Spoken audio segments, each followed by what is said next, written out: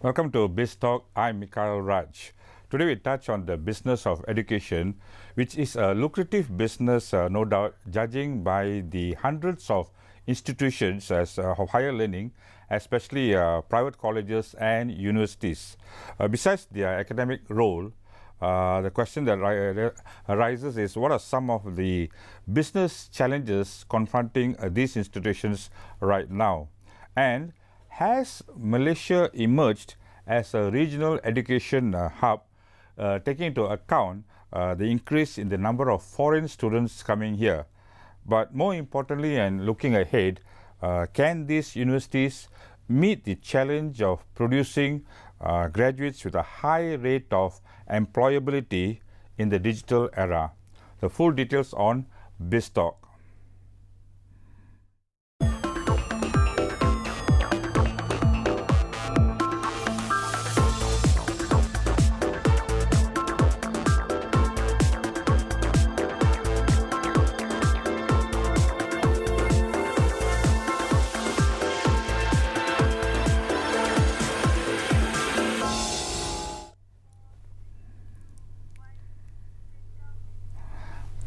Welcome back. For more on the business of education, we have in the studio Dr. P.B. Ashok.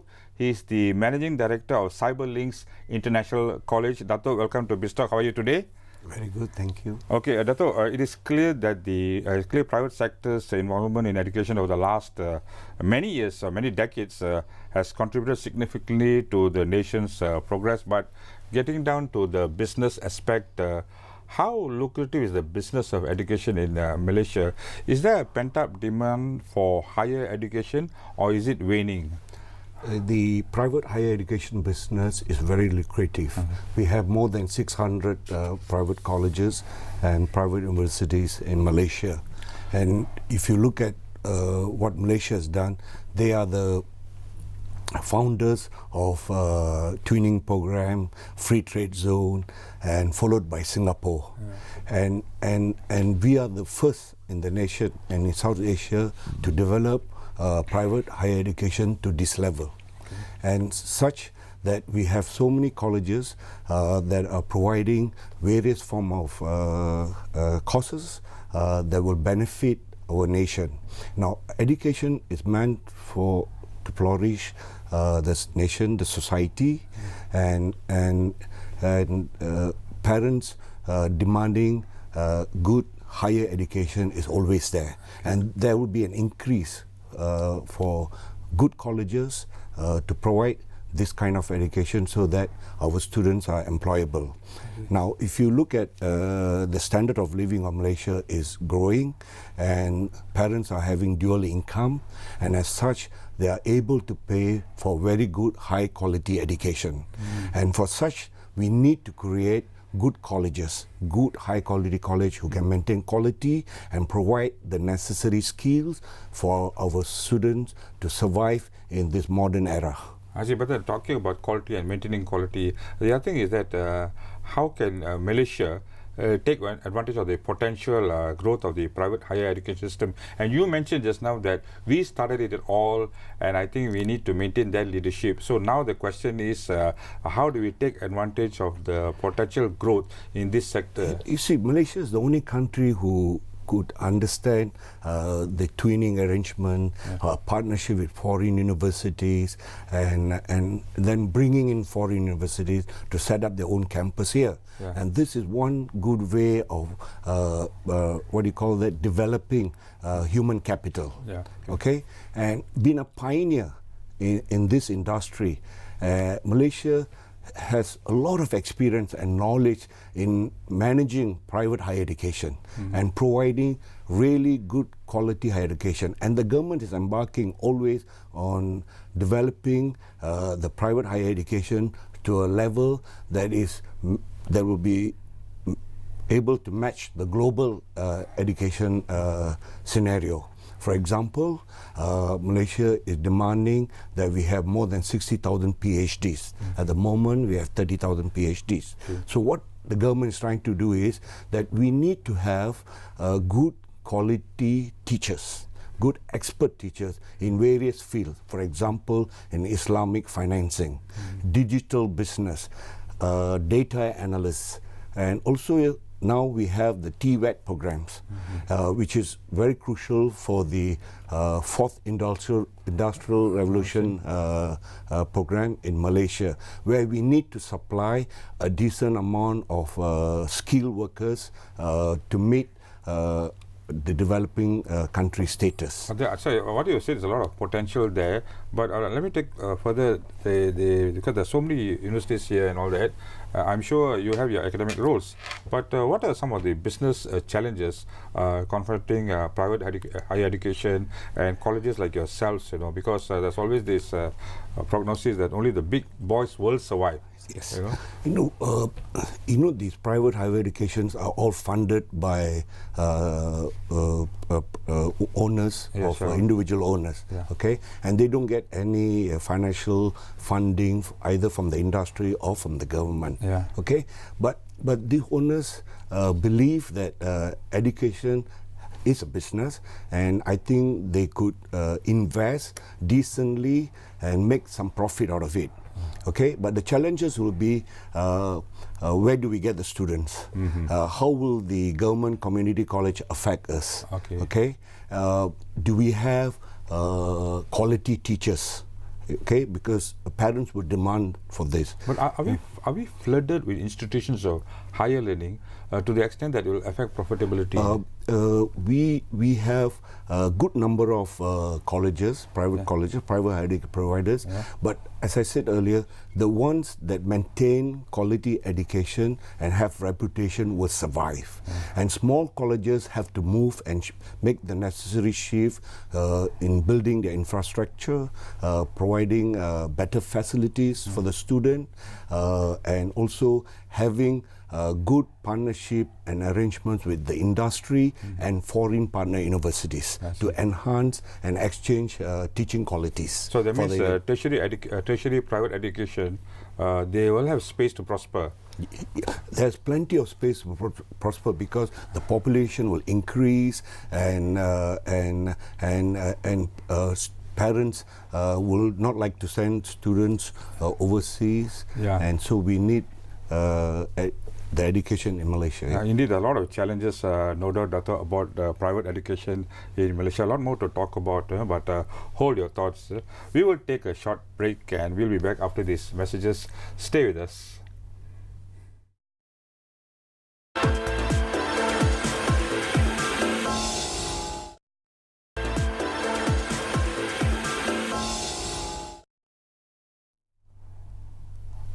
Welcome back. We are talking about the business of education in Malaysia. Dato', Malaysia as an education hub, as a center of excellence, and then a regional hub for high quality tertiary education. So how far has Malaysia achieved in this area? Is there a significant overseas student population and the number of colleges? The government is encouraging private higher education participation to help the government close the gap between the public and the private sector. And I'm very sure that because of this, there are a lot of students from Southeast Asia region, from Asia, China, Middle East and Africa coming to Malaysia to study. And why they want to study here? Definitely the quality of education, the facilities, and the government bringing in foreign universities, foreign international schools, foreign colleges to be set up here so that good quality education can be provided to our Asian countries with half the price. How many colleges are there in Malaysia? There are 600 colleges in 600. Malaysia. These are all private higher education colleges. plus public also, right? Plus public, yes. Private, how many are private are there? The private will be about 400 plus, Okay. and the remaining will be the government colleges. Okay. Do you have a number of students, foreign students in we Malaysia? have about 600 over 1,000 students. Okay, more than half a million, Yeah, half a million studying here, and we have at the moment 153,000 foreign students, and the Malaysia government is targeting by 2020 to have 200,000 foreign students to study in Malaysia. Okay. That itself will tell you that there is a good need for private higher education providers, and private higher education providers have to make this shift to accommodate the demand for education. One of the countries that many students are coming from is West Asia, you know. Yeah. We call it the Middle East and Middle all that. East. So many of them are coming here. Why are they not going maybe to the West and all that? The Middle East students, they come here, one, because of the demographics, the cultural shift, and also the stability of the Malaysian government, and the food. Oh, okay, the food. The food, yeah.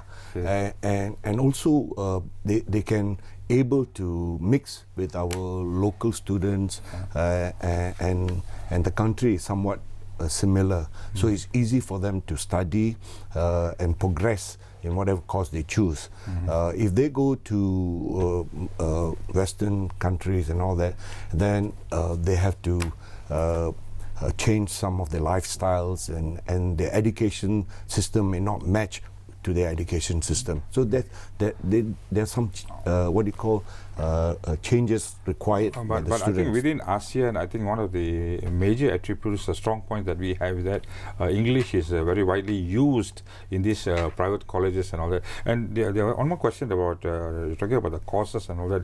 There have been criticism that the private higher institutions are they tweaking the courses they offer to what is needed in the marketplace, because there's criticism, there's a mismatch of between academic qualifications on the one hand and what is and the skills needed in the marketplace. For instance, are they catering for the fourth industrial revolution, for innovation, for digitalization? See, technology is emerging, and the way things are done are different. Okay, so we can't under anticipate all these changes because of the digital world. So the students have to make a good shift because of the fourth industrial revolution. And colleges like us, private colleges like us, we have to change. And in order for us to change, we have to ask the private industries to participate in these changes. Do you work in corporate with them? We do work with some of the industries so that we could provide human capital to them. But it is not enough. The only way we can increase private sector industry to get involved with our colleges is by government giving them some benefit, benefit for them to participate, like the Human Resource Development Fund and etc., like maybe like tax benefit, etc.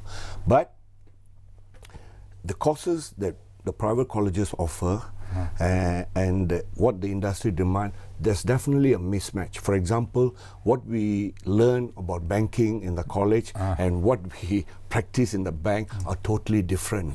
So the only way we can close this gap is to get the bankers to come into our classroom. And we have to change our curriculum. We have to change our curriculum to fit into the industry. And the only way we could do it is the industry participating with us, like the TAFE College in Western Australia, for example. They produce courses, they produce curriculum, 80% that is required by the industry. By the industry, So this makes the student employable immediately when they finish the courses. And they have internship or sandwich program in between the courses, so that they are ready to take their job when they enter the industry. I see. But do you work like you have business courses and you work in the industry very closely? Yes, we have business courses. We work with industries, and we try to tell the industry that we try to match as much as possible so that they become effective. So the only way is we retrain them.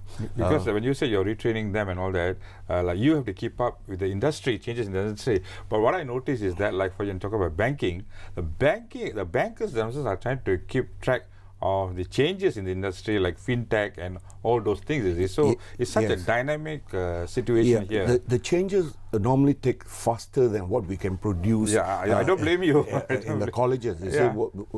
But what I'm saying is, as we go on, as we develop the program, we should always keep in touch with the industry.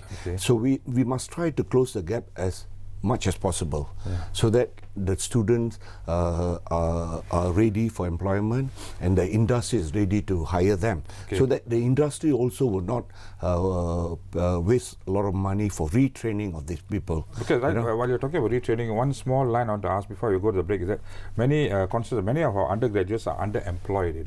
So what's your view on that? Look, you see, we have to create students for the 21st century.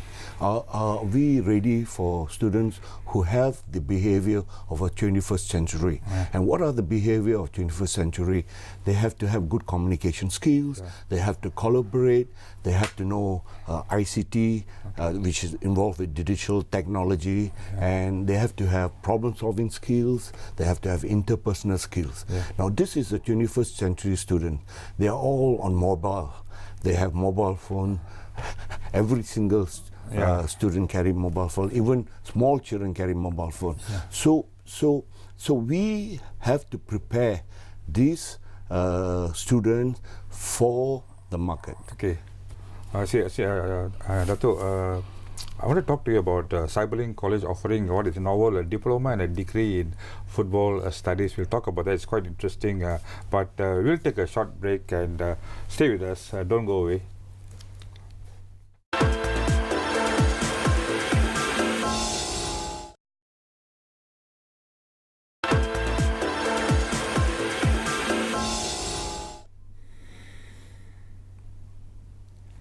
Welcome back. We are talking about the business of education in Malaysia. Dato', before we went on the break, we were talking about Cyberlinks International College's diploma in football studies.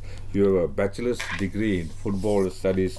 That's quite interesting. How has the program evolved over the years since its inception, and the uptake of students in the program, and what are they doing now?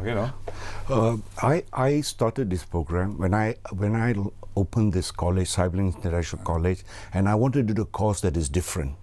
And I look at the entire country, and I found that there are a lot of nations who are interested in football. In more ways than one. Yes. And I know we talk football, we sleep football, we eat with football. So I developed the course Diploma in Football Studies with a foreign partnership who gave me some of the research input, etc. And this football studies is our signature program, is our cash cow, and the student study two things. And our program is very practical. We have 70% theory and 30% practical. All right. And what we teach in the program is half of the program specializes in football. So we teach them about football and society, football events management, football skills, football business, managing football events. Now, the other aspect that I've combined is the business. Why we need to have business with the program, so that the students, when they finish studying, they can become employed. So in order to be employed, you must know something about business. So we have the business component like mathematics, economics, and statistics, so that the student will be able to articulate and understand the real business world. Now, most of my graduates are fully employed. In the related field? In the related field. They are working for FIFA, AFCs in their respective country. We have students. You mean to say there are foreign students in this? Yeah, we have foreign students coming from Asia. We also have students from England. We have some English boys studying with us in the diploma in football studies. Okay, that's a new thing. And we are the first in this Asia to create this program. No one has it. But I'm sure you must have emulated some program in the US or in UK or Europe and all. Do they have such a school or faculty offering? When I started this diploma in football studies in Sibling International College, there's only one university in UK was offering this program, University of Bedfordshire. Okay. Then I went to them, I spoke to them, and we became partners. But looking at the course again, you'll be surprised to know today there are more than 15 universities in the UK offering this course, degree in football studies, masters in football studies, and a PhD in football studies. Oh, I see. A PhD in football studies. Yes, yes. Okay. And University of Liverpool has an arrangement with FIFA for students to be sponsored into their master's program in football studies and a PhD in football studies. Yeah. Okay, and all my students who graduate immediately get employed, and only with the diploma their mean salary is about 3,000 ringgit. Okay. Better than any other graduates. Okay. And what is the qualification to enter a diploma level, for instance? The qualification that we require to undertake the study is the 3 credits in the SPM. Okay. All right, and of course we emphasize on English language, so the students study a decent number of hours in English during the 2.5 years in the program. And also what we teach in the course is we teach the FIFA rules and regulations. Okay. So when they go out, they're already equipped with the necessary knowledge to work in any football industry. But if you look at the football industry, there are only 22 players, but there are 200 million spectators. Yeah. And football industry is huge. Eventually, by next 20 years, I suspect the football industry will be worth 1 trillion US. Yeah, I agree with you, because soccer is not just a game, it's a huge industry like 1 trillion. Nevertheless, why should Malaysians or even foreign students consider getting a qualification in football? Because this is the only course that you can play hard and study hard. Yeah. And this is the only course is highly employable, because every single person, every single person in every society, you will have something sport in you. Okay. Either your shoe, your T-shirt, or what. Or you're talking about sports goods also. Goods. Yeah. And you also will have what you call a hobby. You'll play all kind of. It can be outdoor, indoor, but sports related. Okay. So what we need is qualified managers to manage this industry. You know, like merchandising, ticketing, grass management. Okay. Oh, that's something new. Yes, Grass management. Grass management. Yeah. Now, if you look at the football field, it's very important the length of the grass, the irrigation of the type of pitch and all that. Yes, that's right. Because that dictates the speed of the ball. Yeah, okay. And also the softness of the soil, so that the knees won't be hurt. Okay. And also water retention. So if you look at most major football fields are only used for competition. When they're playing, they use training fields. But I remember a game, Barcelona's Messi didn't want to play in Malaysia. It was such a huge disappointment to his fans because of the condition of the field. You know? This is another thing that we need to train and equip our students, that how football field needs to be maintained like a golf course. You know, that's why Sibling International College, we do courses that are different, and we're also going to introduce a new course, Diploma in Golf Management. Golf management. Diploma in Golf Management in partnership with the Australian PGA Qualified Institute, so that our students will have an opportunity to learn, practice and teach golf to the Malaysian people. And you know, golf is another industry in Malaysia which is growing. Multi-billion-dollar industry. Which is growing. And we need proper trained managers to manage this industry. I see. Now, Sibling International College also looking into offering the diploma in veterinary technology. Veterinary technology. Yes. Okay. no colleges in Malaysia is offering this program. And there's a high demand for veterinary assistant to assist veterinary surgeons doing their job. So we have looked at all this gap, and this is what I call the Industrial Revolution program, where students are employable and they are ready market for jobs. I see. Really, you're really going into the knowledge-based industry and really suiting your or tailor-making courses and cyberlinks to what the industry needs and all that. But then it's still a very dynamic and evolving industry. But nevertheless, we run out of time, Dato. Thank you for your time. Probably I'd like to talk to you in a few years' time and see how Cyberlinks is really doing very well, and the partnership with other UK firms in football and even golf for that matter. Okay? So thank you, Dato, for your insight into this business of education. That's all for Biz Talk today. Until the next time, bye for now.